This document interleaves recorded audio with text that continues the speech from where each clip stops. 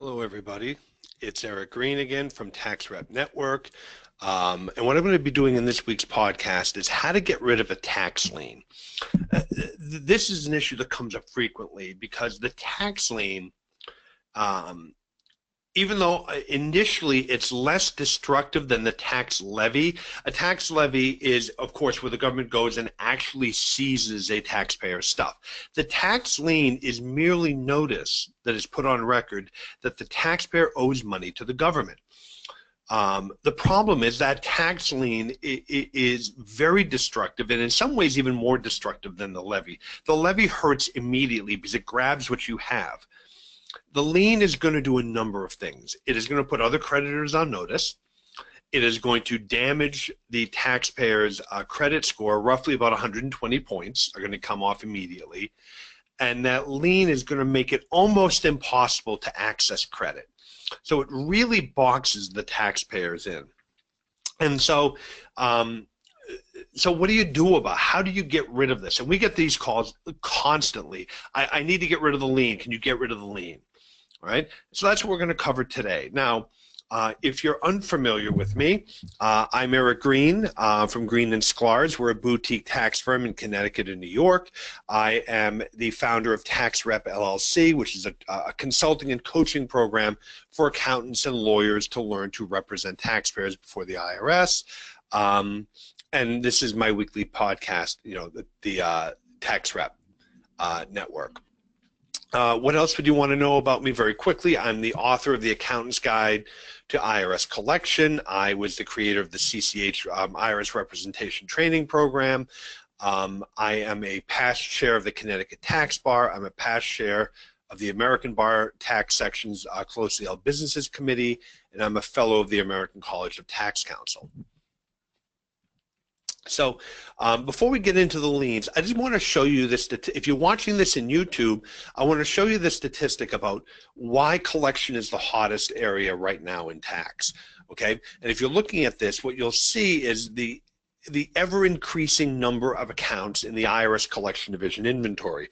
If you're listening to this on the podcast channel, know that currently there are more than 14 million taxpayer accounts in the IRS Collection Division inventory. Roughly about 1 out of every 15 taxpayers owes money to the government. And this is why I think Tax Rep has become so popular, the Tax Rep LLC and the coaching program, because I think more and more accountants and lawyers are beginning to run into this kind of work and are beginning to see that, this is profitable work, right? It's year-round. It is a specialty area, therefore you're charged more for it. It's not like doing a 1040 or bookkeeping, and there's a huge need for it. Okay, so let's just talk a little bit again, very briefly, about the collection process. First of all, the IRS is going to assess the tax. Now, the way it's going to assess the tax is generally a return will be filed, and that is sort of the goal of the tax system, right? Is we all want voluntarily compliant taxpayers filing their returns and paying their taxes. But thankfully, for those of us who do this as a large part of what they do, a lot of taxpayers don't do that. Right now, I can say more than 14 million haven't done that. So there's a real need to help people. But that tax is going to get assessed. I mean, whether it's voluntarily filed, the government creates a return for the taxpayer called a substitute for return, or whether they actually summons the taxpayer to show up with their books and records and go through it and create a return for them. But one way or another, that return is going to get filed. The tax is going to get assessed. When that tax gets assessed, it's going to trigger the 10-year collection statute. So the IRS has 10 years from the date of assessment to collect the tax. But there are lots of things, that people do that may extend that statute, or what we call toll the statute, prevent it from running. Going bankrupt, filing offers in compromise, requesting installment agreements, there's a whole number of them. But once that tax gets assessed, some billing notices are going to come out, then there'll be a threat to levy. But in there at some point, the IRS, if it is owed more than $10,000, is probably going to file a notice of federal tax lien. Okay? Now, the authority for this, Code Section 6321 creates the lien by statute. And this is something you need to understand. The government doesn't actually have to file anything in order to have the lien come into being. By statute, if a demand for payment is made, the return is filed, and that billing notice comes out, that is the demand for payment. If that is not paid within 10 days, there is a lien that arises by statute, retroactive back to the date of assessment. That's the tax lien. Now, of course, the problem with it is nobody knows about it except for the taxpayer and the IRS, and usually the taxpayer doesn't even realize it's there. We all the time, people, I'll say to them, well, have they filed the notice of lien yet? Oh, no, there's no lien. Well, actually, there is a lien, correct? No, there isn't. They didn't file anything. Actually, there is. It's by statute. So the lien arises by statute. It's what we call the silent lien. And we call it the silent lien because nobody knows about it. The government hasn't done anything to let people know about it. But don't worry, they will. All right? So 6321 also authorizes the IRS to file a notice of federal tax lien in favor of the United States government to protect the government's interest in the taxpayer's property against third parties. Meaning, when they file that notice of federal tax lien, though it is going to damage the taxpayer's credit and cause all kinds of other issues, that's not really the goal of the government.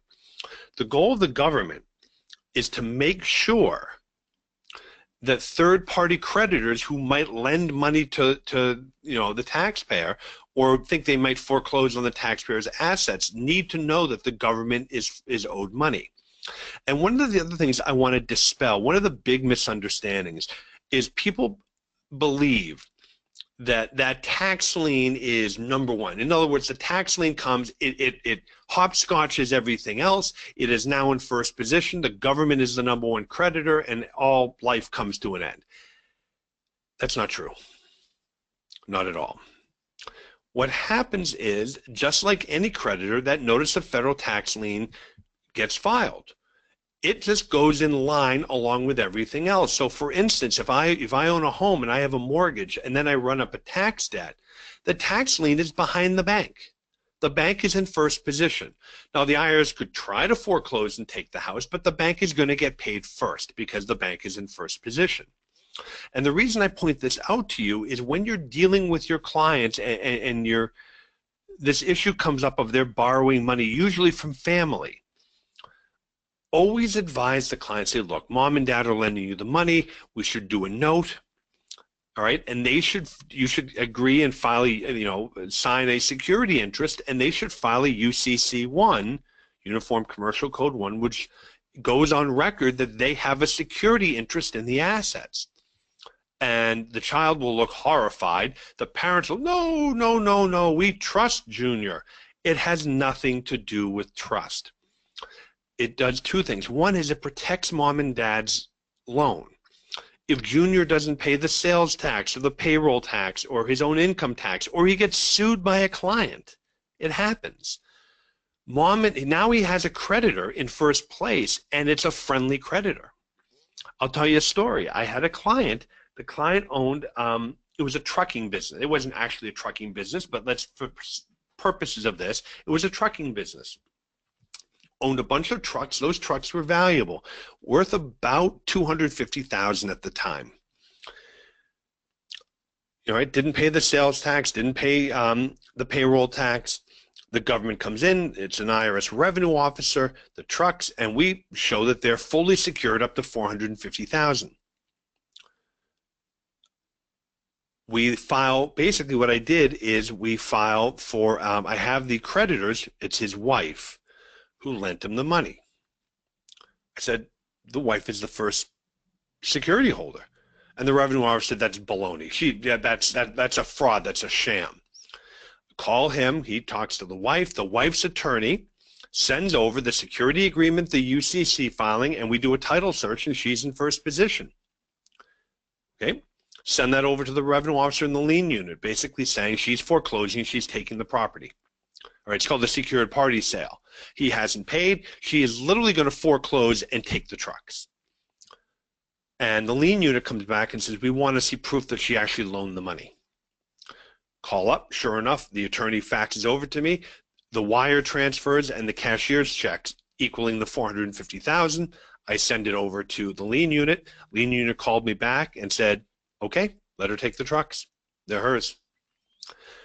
She foreclosed. We had her put them in a single member LLC. Her new single member LLC leased them back to the husband, and he started a new business. That friendly creditor can make all the difference in the world. All right, it's not about trust. It actually acts as a shield for Junior or the son or the daughter or the husband, wife, whomever. So I know people don't like lawyers. I'm a lawyer and I don't like lawyers. But the reality is this: doing these few things can protect the family member, can protect the friend from the liens from the government and foreclosure actions and judgments from, let's say he had hit someone with the truck and now someone sues and they get a judgment. She can foreclose and take the trucks. She's the first creditor. Yeah, now there are no assets, nothing left, so sorry. It's very important you do this. Where family is going to lend money, make them go through the steps and do it properly. So now with that said, all right, so we've talked about the tax lien, right? It comes up under 6321. It arises automatically. They will file that notice of federal tax lien to put third parties on record. Okay. Now, the lien is effective from the date of assessment. As I mentioned, there's no requirement to file the notice of federal tax lien, but the government, if it's owed more than $10,000, generally is going to do that because it helps, it perfects their lien in the assets. It puts third parties on notice, because if third parties aren't put on notice and they lend money, it is possible for them to get ahead of the government. That's why the government insists on filing this notice of federal tax lien. So when you have taxpayers who say, well, they'll talk to the government, tell them not to file the lien. That's a really hard sell. In fact, I'm going to tell you right now, it's almost impossible. And the reason being is that from the government's perspective, the lien is what is protecting their interests. The lien is what is going to get them paid. And they have done research on this when you fight with them, and they will tell you their research indicates that the lien gets them paid. So from their perspective, that lien is going to stay there regardless until it's paid, or unless you can do something else, and we'll get to that in a few minutes. That lien is going to stay there, even where you can show it's only damaging their credit and they have no assets. I have clients that don't own anything. That doesn't matter. The government doesn't care. The lien is going to stay in place. I just want to let you know that, because it's a real problem, and it upsets clients. And you just need to let them know unfortunately there's nothing you can do about it. Okay? The lien is going to stay there until it's either paid off, compromised, the tax debt is compromised, or it's discharged or subordinated. Okay? Now, it used to be that the government would file these if you owed $5,000 or more. In 2012, as part of the Fresh Start initiative, they increased that from $5,000 to $10,000. I know, big deal. At least in my world, it's a big deal. Most of my people owe well more than $10,000. But just if you're aware, if you see some stuff out on the internet about $5,000, that's old. It's actually now $10,000.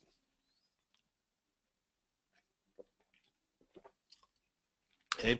When the notice of federal tax lien goes out, Code Section 6320, which was added as part of the 1998 IRS Restructuring and Reform Act, requires that the taxpayer be given notice of the filing and the chance to have a collection due process hearing. Okay, and so that'll get them to an appeals officer. And when you go up an appeal regarding the lien, you don't have to just fight about the lien. You can go up on these hearings and do an offer in compromise. You can propose an installment agreement. There's lots of things you can do. So many taxpayers and their practitioners will tell me, well, we didn't bother taking the hearing because we owed the money. There was nothing to fight about. Doesn't matter. Always take your opportunity to go to an appeals officer and work out a payment arrangement, maybe to be deemed uncollectible. Do an offer in compromise. It's another opportunity to work out a resolution with an appeals officer.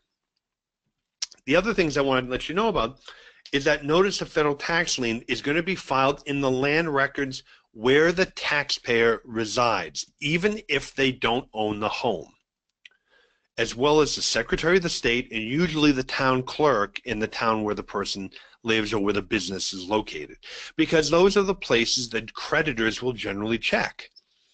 Now, I want to get back to the house for a moment, the land records, because this is generally very upsetting to usually the wife, in my experience, although not always. The call will go something like this. The wife will call and say, idiot husband has now ruined the title to my house.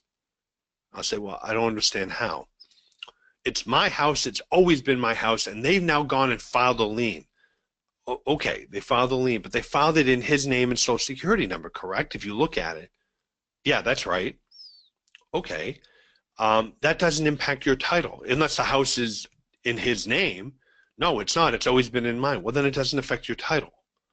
But they filed it in the land records. It doesn't matter. I could file stuff in the land. Anyone can file stuff in the land records. It only impinges on your title if it's in your name and social security number. Now, if they did that and you don't owe the money, then we do have a problem. We have to go back to the government. But if it's just in his name, it doesn't do anything. Really? Really, really?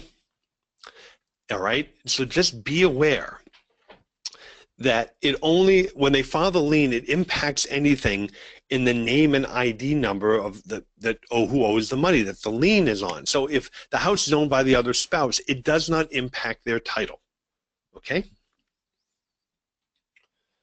Now, under Code Section 6322, that federal tax lien is going to stay in place and continue until either it's satisfied or it expires. Now, the notice of federal tax lien is self-releasing. So if you look at it, there'll be a date when it releases. Why? Because the government files between 900,000 and 1 million notices of federal tax lien a year. They do not have the means every year to be filing releases of 1 million tax liens.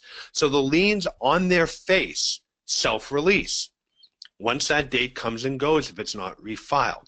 Now, somebody out there I know is going to email me and say, well, wait a minute, until they refile. So the government can just refile. Well, no, they can't. They cannot just willy-nilly keep refiling. No one at the IRS can say, you know, that lien we have on Eric Green, I think that's going to expire soon, right? Yeah, let's refile that. They can't do that. So why would they ever refile? Well, you remember I told you that there are things that toll or freeze the statute from running? Let's say I file my tax returns. I owe $100,000. They file a lien. Now I go bankrupt. The tax, by the way, is not dischargeable. So I sit in bankruptcy for 2 years. I get out of bankruptcy. I file an offer in compromise. That sits for a year. It's rejected. I file another offer in compromise. That sits for a year and is rejected. Well, for 4 years, the government, couldn't collect. I was in bankruptcy for 2 years, and I was 2 years tied up in offers in compromise that were rejected. I've just added 4 years to the statute. So the government has every right to file an updated notice of federal tax lien with the new date on it. Okay. By the way, bankers, who for the most part are morons, and if you're a banker listening to this, yeah, I said that. What I get is bankers will come back and say, oh my God, they owe $400,000. I'm like, what are you talking about? What they do is they get copies of all the different filings and they just add it together without looking at the different years. So, for example, I owe $100,000 for the year 2012. They file the lien. I then file 13. I owe $50,000. What often the government will do is file an updated notice of federal tax lien for $150,000 with the 2 different dates and the expirations, by year. The idiot bankers will say 100, 150, and they add it together, and it's 250. They don't realize the same year is covered on both liens. All right. What happens with this, really, from a practical perspective, you tell the banker to shut up. You call the government, and you get a payoff statement, and it'll have each year and the amount owed. That's how when you go to sell the property or subordinate or discharge, you get a payoff from the government. All right. But I only highlight this for you because the bankers, who, by the way, charge your client to review liens. There's a fee for that, and they have no idea what they're looking at. All right, they don't have any tax counsel, so it's shocking what the bankers come up with. Okay, but just be aware of it. So I told you that at the start of this, how do we get rid of the tax lien? How to get rid of a tax lien? Well, there are three real options for this: discharge, subordination, and withdrawal. Okay, this is kind of what you can do with these liens. All right, I want to go through these one by one, but first let's start with lien subordination. So what is a subordination? What a subordination is where the IRS is going to allow another creditor to get ahead of it in priority. And I know you're thinking, well, why would the government agree to that? Well, it's going to do one of the following. It's one, going to partially pay the debt, or two, it's going to improve collection. So I'll give you an example. I owe the government $100,000, and my dad, and if I get below $50,000, I can do this streamlined installment agreement, and I like that alternative. So I go to my dad and I say, Dad, I want you to come in and lend me $50,000. And Dad, who listened to me and said, well, I want a security interest. And his attorney said, whoa, he owes the government $100,000. We're not doing this. We're going to be behind the government. You can go to the government and say, IRS, my dad's going to lend me $50,000. I'm going to give it to you. All right? Would you agree to subordinate? You know what the IRS is going to say? Absolutely. Absolutely. Why? They want the $50,000. Dad, here's your subordination agreement. Upon receipt of $50,000 from you, we will give you a piece of paper that you can record stating that we subordinate to you to the extent of $50,000 plus any accrued interest. Meaning, any other creditor, we are in first position. However, we have agreed that Dad can go ahead of us and he gets paid first. Why? Because we want the money now. And then son can go do his streamlined agreement. The other time they'll do this is where it's going to improve collection. For instance, IRS, I'm paying 10% on a hard money loan. A bank is willing to refi me. There'll be no cash out, so I can't pay you down anything, but it's going to cut my rate from 10% to 4.5%. What that does is it's going to free up $400 a month. So now, instead of a $100 a month installment agreement, I can do $500 a month. The IRS will be more than happy to go along with that. They will absolutely go ahead, and what they'll do is, remember, think about it. The IRS is in first place. If the bank comes in to do its refinance or give a mortgage or redo the mortgage, it will go from first position now down to second position behind the government. Well, they don't want to do that. IRS understands, no problem. They will let them go ahead and stay in first position. Why would they do that? Because in doing the modification, it's going to free up income on a monthly basis, which is going to allow the government to get paid that much faster. All right? And as I mentioned here, for those of you watching this on YouTube, make your pitch. What I mean by that is you need to explain when you file this with the government how it improves collection. We're asking for you to subordinate to take your pick, Bank of America, Wells Fargo, whoever it is who's going to refi IRS. What this will do is it'll drop the interest rate, it'll free up this amount of money, and he's already paying you X. We're going to do X plus now, so we will increase our installment agreement. You have to explain to the government why it's better for them to go along. Okay? Now, a lien discharge, you don't discharge the lien. The lien is like a blanket. Imagine a blanket laying all over your assets, all the different assets. What we are trying to do is discharge an asset out from under the lien. We want to get it out from under the blanket. The blanket is still there when we're done, right? I hear this all the time. People call up, or a real estate agent will call up and say, you know, I have a client, they need to sell the house, or I have clients who will say to me, I really need to get rid of my house. And I'll say, yeah, you can't afford it. They said, but I can't afford to pay the IRS. I can't sell it. Of course you can.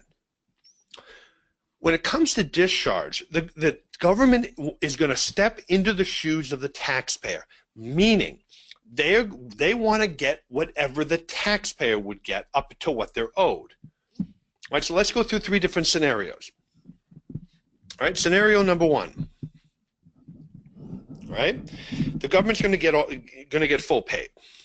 Okay, meaning I owe the government $50,000 and the sale of the house is going to net $100,000. Well, that's easy, right? It's just like any other mortgage or anything else. You get a payoff statement from the government, and you do the sale, and they get paid at closing. All right, but they'll do this also if they're going to get all the equity. So reverse it. I owe the government $100,000, but there's $50,000 of equity. So after the closing costs and whatever else, I should get $50,000. I can sell the house. The government will go ahead to discharge the house out from the lien so the buyer gets good title. They just want to get what I would have gotten. So if it's $50,000, they'll take the $50,000. So now instead of $100,000, the government is owed $50,000. Its lien is still in place on top of, all my other assets, but they're more than happy to let me sell the house out. The third scenario is where there's no equity. What do I mean by that? It's a short sale, right? The house is worth $300,000. I owe the bank $400,000. I cannot afford the house. It's killing me. I got to get out from under it. All right, I'm going to do a short sale. The government will go along with it. Why? They're not going to hold up the sale. All they're going to want is they're going to want to confirm that there is no money going to me that it should have received. So they'll get the contract, they'll get the appraisal, they'll get the HUD-1 or the proposed closing statement, all of the documents. And what they're going to go through is make sure that Eric Green, the tax debtor, is not going to walk away with money that the IRS should have gotten. So long as they confirm that, they'll go ahead and let the short sale go. Absolutely. All right. And when you do that, you're going to use Form 14-135. All right. That is the form you use to request a lien discharge. And with that, we'll go all the documentation. Right. There's no equity IRS. Here's the appraisal. Here's the contract, the listing agreement. The proposed closing statement showing that I'm not getting any money, it's a legitimate third-party sale, et cetera, et cetera. Or lien withdrawal. Very difficult to get a lien withdrawn. However, under the 2012 Fresh Start Initiative, the government created one. All right, and this is where if the taxpayer owes $25,000 or less, and they get into an installment agreement that is done via direct debit, meaning that on a monthly basis, the government is going to go and draw the money. After 3 monthly payments are made, you can make a written request using Form 12-277 to have the notice of federal tax lien withdrawn. Okay, so one of the strategies is, can your client pay down if they're not at $25,000 or less? Can they possibly pay down below 25? Set up the auto draft installment agreement, make 3 automatic payments after, so you go through 3 months. The moment that's over, you can file that 12-277 requesting that lien be withdrawn. Okay? And obviously, once that lien is withdrawn, they can start repairing their credit and doing everything that they need to do. All right, as I mentioned, when taxpayers come to you and they bring in multiple notices of federal tax lien, that is not unusual where you have multiple years. What you need to do is lay them out and track this, because you'll see the same years appearing in different notices. As I mentioned, bankers don't seem to understand this. So they just add everything up, and you have a client that owes $100,000, the bankers will tell you they owe $10 million, because they're just adding everything up over and over and over again, all right? But when there are new debts, they will file a new notice of federal tax lien, which includes the earlier one. So the same year will appear often over and over and over again. All right.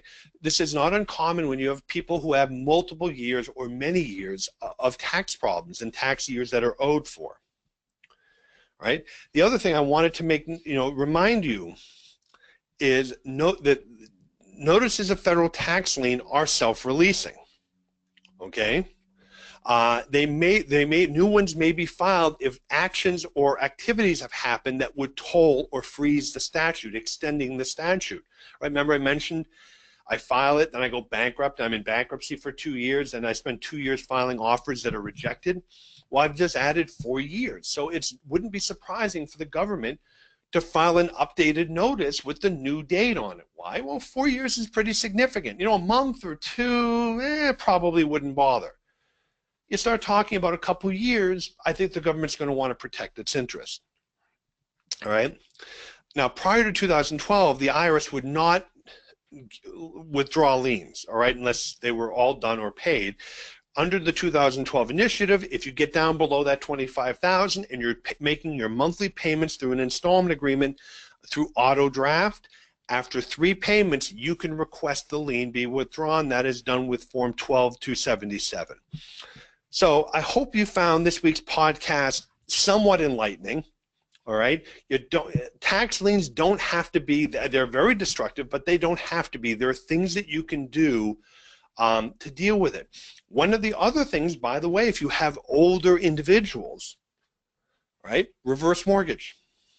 They get to stay in the house. The government will take whatever equity there is, okay, but that'll prevent foreclosure. The house is now off the table as far as, you know, as an issue, right? Because the taxpayer doesn't owe it anymore. Now a reverse mortgage company owns it, but they get to stay in their house. Kind of a last resort, but it is one that we've done. I've done this a number of times, especially where the government has threatened to take the case, send it to the Department of Justice, and foreclose their lien. But there are things you can do. You can still sell the house. You can still refinance the house. You can help taxpayers with this, okay? If you have any questions, again, it's Eric Green, 203-285-8545, or you can email me at egreen@gs-lawfirm.com. If you like this, please go down and hit the like button or the wow face or whatever it is. And if you're looking for some other resources with this, the Accountant's Guide to IRS Collection you can get out at tgpublish.com/shop. If you really want to expand your practice in this area, go check out the Tax Rep Network at TaxRepLLC. Join us and help build your practice. Catch us at the New England IRS Representation Conference this November, irsrepconference.com. And of course, check out this and the other podcasts that we put up weekly on different IRS topics. And if you have any topics you want to hear about, please email me, all right? egreen@gs-lawfirm.com. Again, this is Eric Green. I want to thank you all for listening to this podcast today, and I look forward to seeing you in Tax Rep LLC.